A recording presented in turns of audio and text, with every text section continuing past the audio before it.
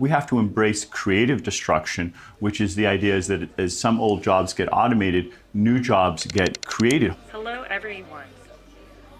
I'm Sophia, the latest robot from Hanson Robotics. If we handle this right, this should actually be great news. We're talking about a lot more wealth creation. And yes, there are definitely some jobs that are being replaced. We have to remember there's a whole new set of jobs that are being created. And the way to understand why that's happening is that most jobs consist of lots of separate tasks.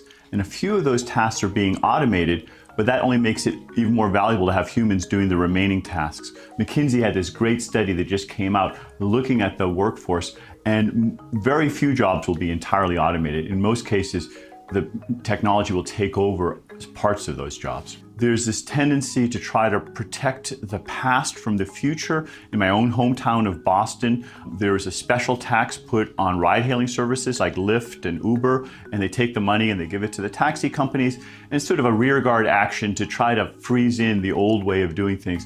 You know, that's never worked in the past. It doesn't work going forward. We have to embrace creative destruction, which is the idea is that as some old jobs get automated, new jobs get created, hopefully even faster than the old jobs get automated.